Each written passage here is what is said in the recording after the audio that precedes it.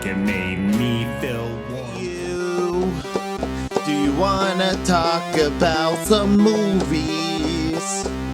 Cause there are just so many movies for us to talk about. What's up, Zap Boys? Thank you for clicking on my video, and if you're new, welcome. Should have probably done my hair.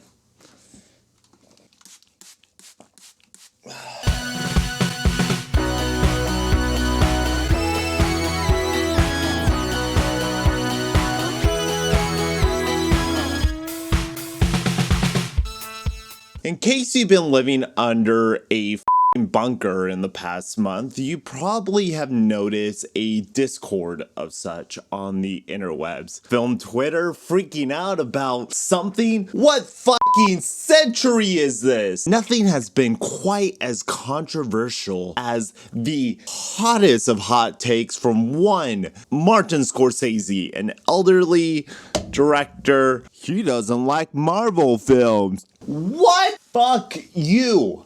Fuck you! Basically, Scorsese said that Marvel films, he felt, didn't push cinema. It's a amusement park ride, a safe thing that we can just strap down and enjoy the ups and downs without being challenged. Blah, blah, blah, blah. People got upset. Words were exchanged. Now where are we? What are we doing? Does anyone care? Does anyone care about Martin Scorsese out there? What are we doing?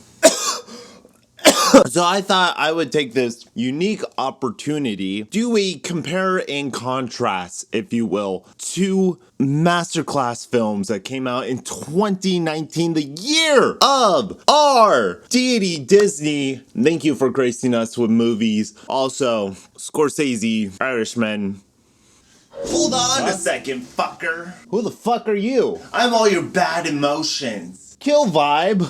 What are you doing here? You know you're gonna vaguely talk about both films in a way that doesn't really make sense or takes a stance either way. Compare two films that aren't even in the same genre to one another. I mean, yeah, that's a fair point. So what, you're just gonna pop up every now and then and say a witty remark? Yeah, that's cool. I'm cool with that. Thank you. I'll be down here. Please join me as I attempt to compare and contrast Avengers Endgame with Martin Scorsese's The Irishman. I think it's important to look at the numbers. Let's get down to brass fucking tacks. Avengers Endgame, Marvel, USA, English. Release April 26, 2019. The biggest film ever made. Budgeted $356 million. That's a whole lot. Gross $2,797,000,000. Runtime 181 minutes. Aspect ratio 2.39. Irishman, US, English, Italian, Latin, Spanish. Released November 27, 2019. Filmed in New Jersey. Budget $159 million. That's still a lot of money for Scorsese drama. Gross $797,000 plus whatever the Netflix deal is. We don't know. 209 minutes, aspect ratio 1.85. The Irishman actually has Endgame on the runtime by like a good half hour. So yes, Avengers is technically more successful. Irishman, longer. I say they're about even so far. Where does one even begin when comparing these two titans? In one corner, you have Martin Scorsese, who has made some of the most prolific films ever created. Taxi Driver, King of Comedy, Goodfellas, Mean Streets, Raging Bull, Wolf on Wall Street, The Last Temptation of Christ, Hugo, It Never Ends. Where did these Russo's guys come from? Is Anthony Russo like the head guy? Is he top brother? Okay, LAX, great show. Donkey Punch, Happy Endings, Community, never watched it. BFFs, no idea. Mother Lover, never seen it. Animal Practice. This was like a failed Dr. Dolittle series featuring Justin Kirk. Lasted like 6 episodes. All right, cool. So they went from Animal Practice to Captain America. That seems like a weird influx of responsibility. This isn't really a trajectory. This is like starting at 0 and then breaking the sound barrier. The Winter Soldier, Civil War, Infinity War, Endgame. What have you done, TV? Fuck it, take the biggest things in the world. Scorsese, proven fucking track record. And what does he have to do? He has to slum it on Netflix. Oh, the Irishman just looked fucking gorgeous on my S10. It's the best in the world. Like it? Yeah, no, it's just... The colors just pop on the screen. It's incredible. How do these movies start? First scene is probably the most crucial thing you will ever put in a film. It's a first impression. It's a mood setter. It's a thematic place, time. Let's take a peek at Endgame's opening scene and then we'll watch The Irishman. We'll talk about it. Is this just what you're gonna do? Play clips and then say jokes over them? Because the format doesn't really work for you. Just saying. Well, to counter-argument that, I wrote notes, so don't worry, we're staying on script this episode. Oh yeah, I may have to pitch correct, color correct, and do everything I can to not get flagged on these, so. Throw, kiddo. You go. Hey, you guys want mayo or mustard or both? What's mayo in a hot dog? It's like a fun little picnic. We're having a fun picnic day. Hawkeye on the farm with the family. I love that in Age of Ultron. Linda Cardellini. Oh shit. Oh, there's dust. Oh no, his whole family got dusted. Poor Hawk boy. He didn't deserve this. That's our cold opener. There's a whole lot of green in there and it feels vibrant because he's surrounded by a field and forest. And if you've seen a Marvel film before, they're not that colorful. It's character driven. It's not flashy. It's quiet. I think it sets up the mood pretty well. Hawkeye, does anyone really care? Okay, Irishman, don't fail me now.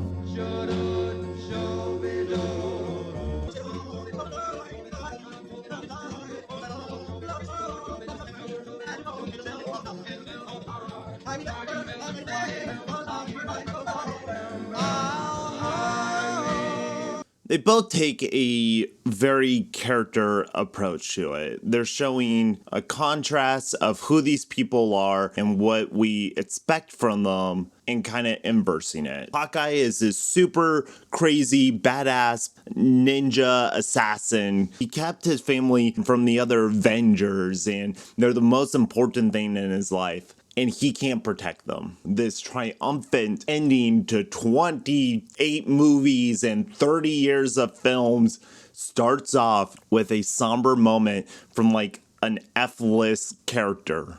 A Robert De Niro, Martin Scorsese gangster flick. Your mind automatically goes to just the slick, sexy nature of Goodfellas or Wolf on Wall Street. The Irishman, the titular hitman for the fucking mob, and Jimmy Hoffa is in a sad retirement home. While a nostalgic golden era song plays over the soundtrack, and we're just drifting through the senior living center. It's just old clinical stillness. We come up behind Robert De Niro from the back. He doesn't have protection. He doesn't have power. He's in a wheelchair. They both set a mood and an expectation for the next 3 hours. Which one does it better?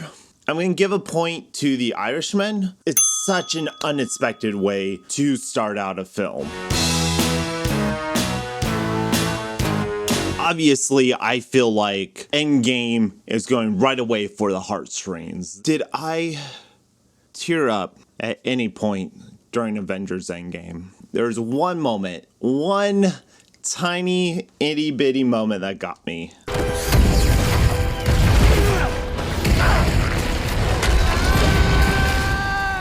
Right there.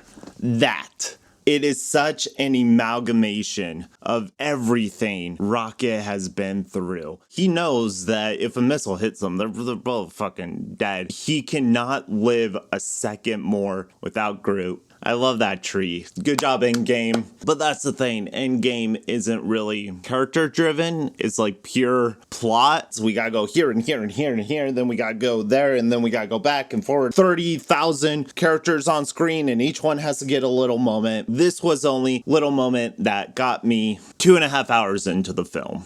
When did I tear up during The Irishman? It was about right here. Old man Joe Pesci, 3 minutes into The Irishman. You just have to show me the face of this legend and I completely melt. You have me, Scorsese. Take my money, please. Scorsese always uses Pesci as a guy you love, but you fear. You never know when that's gonna turn.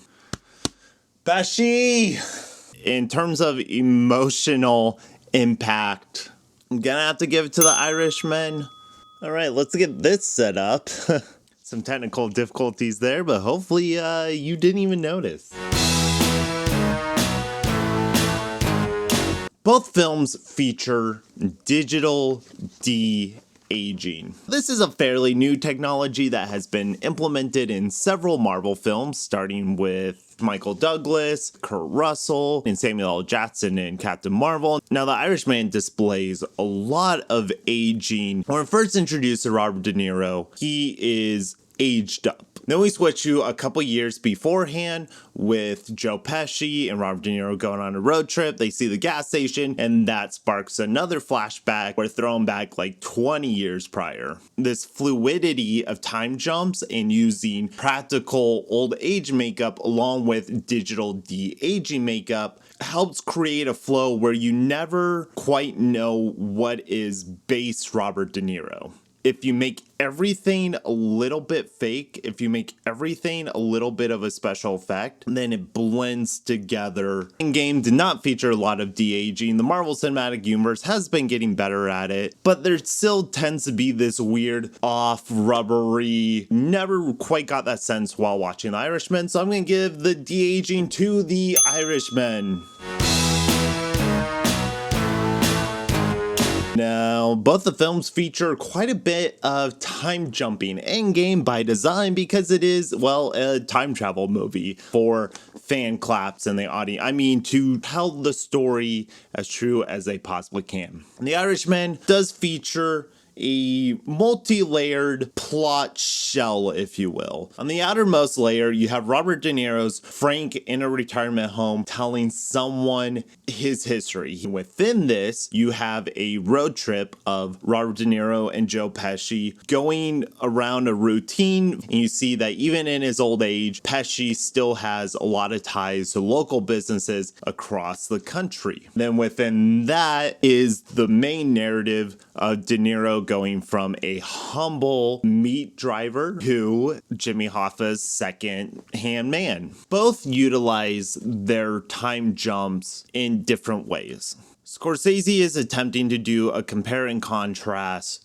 with the past and the future, commenting on who we are and where we end up. Because family is number one. Both films have a theme of family. Hey, look at that. It's what you make of it. Endgame uses its time travel to also talk about its legacy in a way that feels self-congratulatorial. And this is where I can start to see Scorsese's point of view. The middle section of Avengers Endgame feels like you are strapped down to a carnival ride and you're just going through the rooms of past Avengers film. Oh, this is 2012. Oh, we're on that planet where Gamora died. Oh, look, this is where Guardians of the Galaxy start. It's fun if you have an attachment. Do they comment on where the Avengers were and where they are now? I do feel that Scorsese did go a little, I don't want to say indulgent. I'm not sure if the second framing device of them being in the car and going on this road trip with the wives and making all these stops, if it was necessary.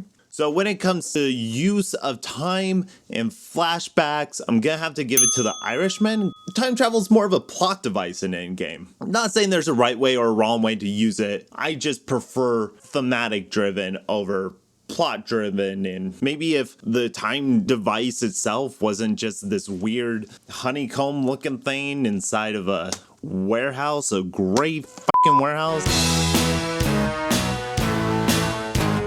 Now, Scorsese is a master of music. His soundtracks are iconic and classic, except for putting Foo Fighters in Wolf on Wall Street. I don't like that one. That's my own issues with Foo Fighters, I guess. From the beginning of The Irishman, there's such a mood that radiates. And the music is just captures that era. Avengers, they're trying to capture a completely different mood. It's somber at times, but it's also grand and fun and swashbuckling. And then it's this fucking epic battle. Holy shit. I think the theme's really good. It's just a catchy little it's a little boop. Other than that, there's no needle drops in Endgame that annoy me, like Captain Marvel. I don't know, I'm gonna say music is a draw because they both serve their serve their purpose. Both films feature a road trip. When you watch this a second time and you see the power that Pesci has, the sheer loyalty he has from the people that work under him, to see him powerless against his wife who just wants to smoke a cigarette is kind of hilarious. And the road trip, like I said, is an extra shell of a story element that you don't terribly need in the film, but I think those scenes are a whole lot of fun. Avengers, my favorite part of the Avengers. The first 7 minutes, you're with Tony Stark and Nebula in space.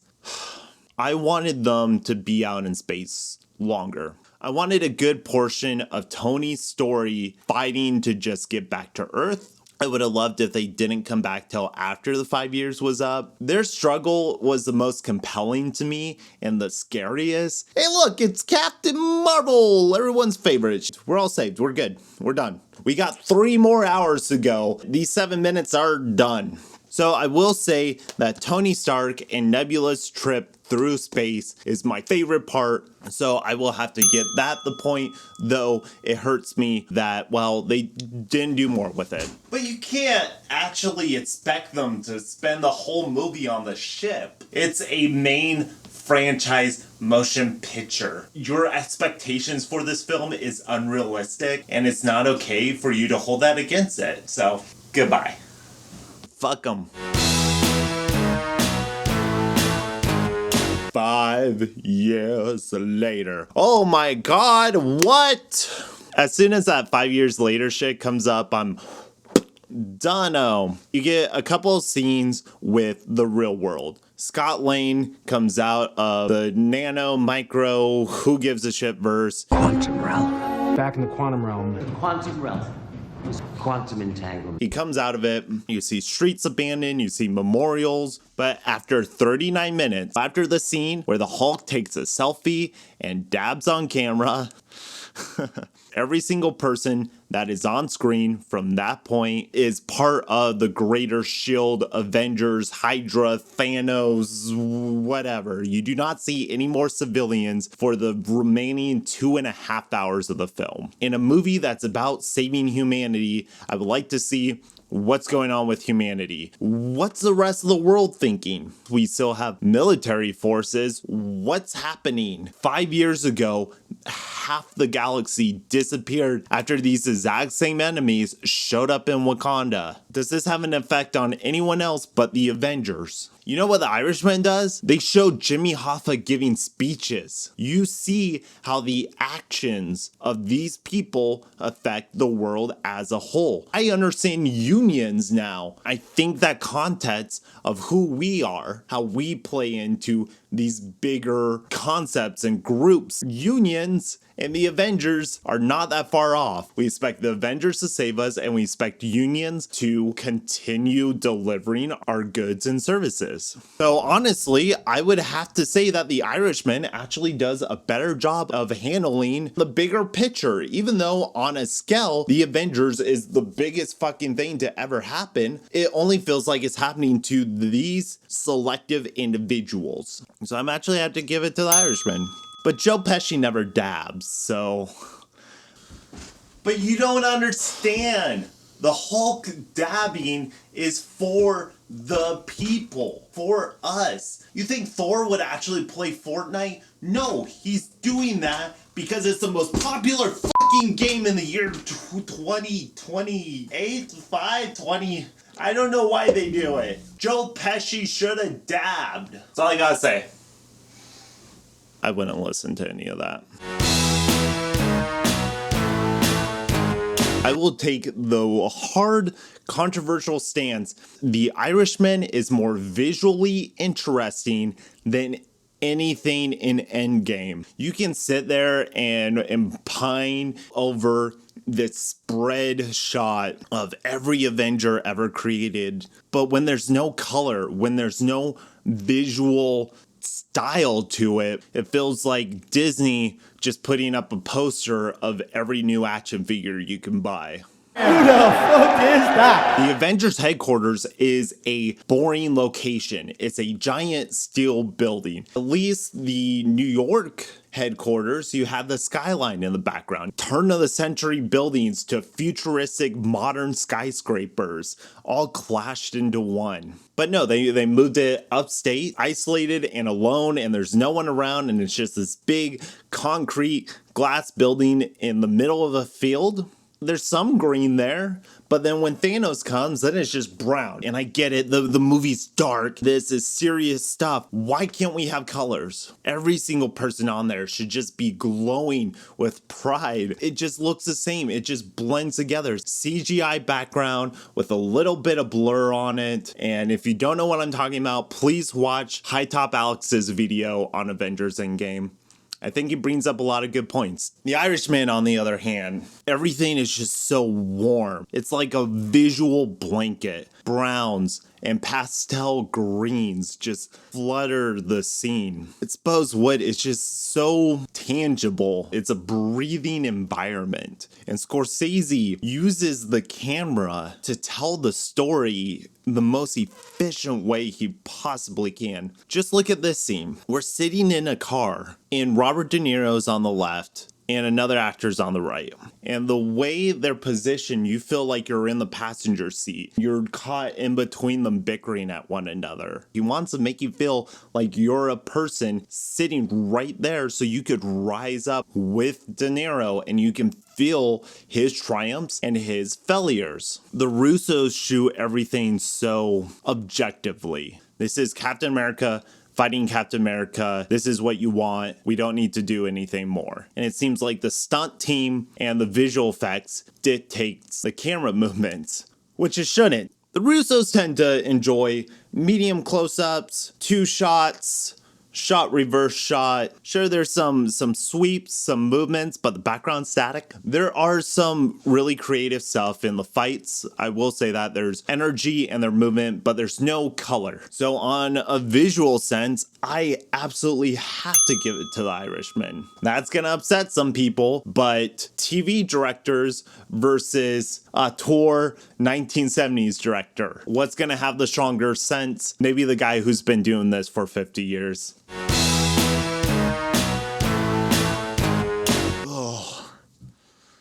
Comedy. Comedy is extremely subjective. Even the most popular, universally liked comedies can still draw a strong deflection from people. Disney has a very specific brand of comedy, and it is one that I don't think has worked. It's geared towards a younger audience, so a lot of the jokes and the moments seem like they're filling in a blank on a script that says, scene too serious, put jokes somewhere in here. That is America's ass. just goofy sense of humor that I don't think works in a dramatic sense. It doesn't work for the characters, and it's typically not funny. Bruce. Damn. The jokes are usually just pointing out something that the audience is already thinking. On my way down to coordinate search and rescue. On my way down to coordinate search and rescue. I mean, honestly, how do you think of these sharks?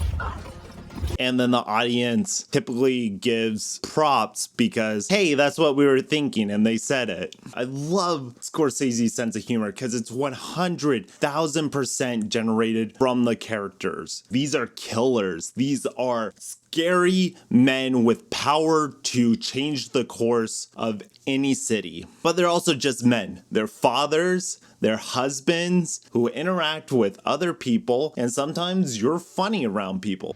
What the fuck is this, Frank? I don't know. I mean, I don't load the truck.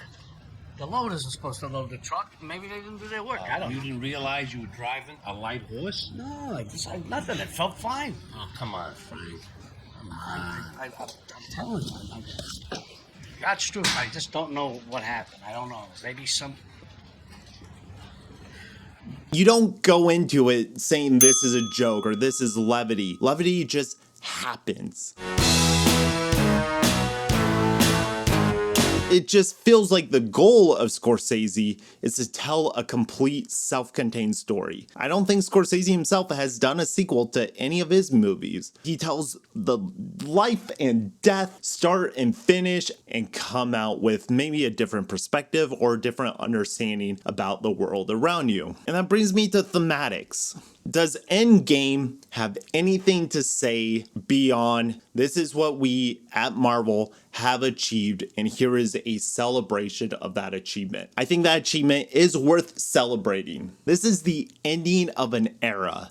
The ending of something that has shaped and formed the cinematic landscape for the past 10 years, probably the next 30 years. And it's sad to see Scorsese with something so passionate, something so heartfelt, not getting the attention it deserves by being paraded on screens. It's shot to Netflix with fucking bright and tall girl. Cinema as you know it is slipping away. I think theme park is not a put down. I don't think that is a diss on Avengers Endgame at all. There's fine art. You can go to a gallery, you can go to a museum, and you can see this classic painting and you can observe it and admire it and create interpretations from it. But then there's also pop art. Its main function is to just sell you something, and we're inundated with logos and mascots and branding everywhere all the time, 24/7, and never fucking stops. Does that mean that one form of art discredits the other? I say no. I think they both serve their purpose. Marvel, the Avengers, Endgame, Disney, their purpose is to sell toys, to create a long-lasting relationship with the viewer, and you're constantly fulfilled by this buffet of content. Martin Scorsese's purpose, his goal, to tell you a full story, to try and just get you thinking about what you leave behind as a person, how you treat your family. Both films serve their purpose perfectly. I just prefer the piece of art that has a little more craft behind it. I don't want to discount the Avengers and the billions of dollars that it made, because obviously it has to have some merit in order for it to be as wildly popular as it is. I think we're just going about it the wrong way by comparing them one to one. They have things that you can draw comparisons to, but at the end of the day, you're just going to prefer one. And that's not right or wrong. And Scorsese isn't an asshole because he discredits a thing that you hold true. And we should probably stop holding movies as our identity. I compared these two movies with the intention to show that two things can be so much alike and yet fill completely different purposes. Everyone's justified in their fandom. I just would like to call for and ask for critical thinking, critical analysis when trying to debate, when trying to intellectualize mediums and arts. If we can all do that, I would very much thank you. And if you like that message, you like that ideology, then please support me by subscribing and liking this video. I'm Grayson Todd. Thank you for watching. Stay posy, everybody, and like, just be cool to one another. You got any last words? What, me? Yeah. I like to say, toodles. All right. Does it hurt you more if I said I wanted to kiss your face, but I was afraid you wouldn't like the taste?